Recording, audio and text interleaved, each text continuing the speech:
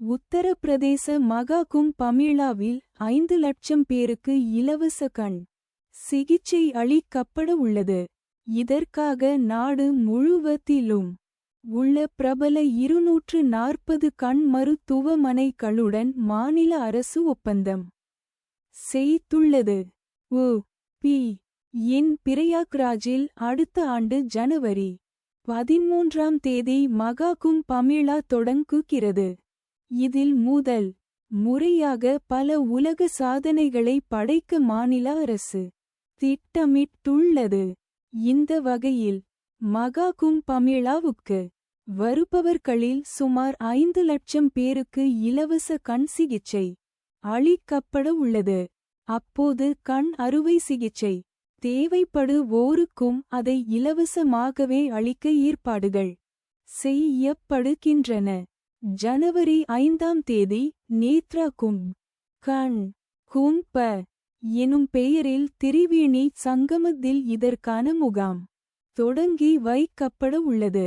இதன் நிர்வாக குழு உறுப்பினர்களில் ஒருவரான டாக்டர் ரஞ்சன் வாஜ்பாய் கூறும்போது, கடந்த ஆண்டு கும்பமேளாவை விட இந்த மகா கும்பமேளாவில் 2 மடங்குக்கும் அதிக எண்ணிக்கையில் இலவச சிகிச்சை அளிக்கப்பட உள்ளது. 3 லட்சம் பேருக்கு இலவச மூக்கு கண்ணாடியும் அளிக்கப்பட உள்ளது. இதற்கான மருத்துவ முகாம் சுமார் 10 ஏக்கர் நிலப்பரப்பில் அமைக்கப்படுகிறது. 140 மருத்துவர்கள் பணியாற்றும் முகாமில் தினமும் சுமார் 10,000 பேருக்கு இலவச கண் பரிசோதனை செய்யப்படும் என்றார். ஜனவரி 5ஆம் தேதி இதற்கான முகாமை ஜுனா அகாலா தலைவர் ஆச்சாரியா மகாமண்டலேஸ்வர் அவதீஷானந்த் கிரி மகராஜ் தொடங்கி வைக்கிறார்.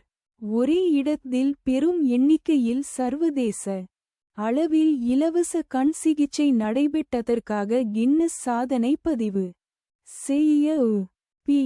அரசு திட்டமிட்டுள்ளது.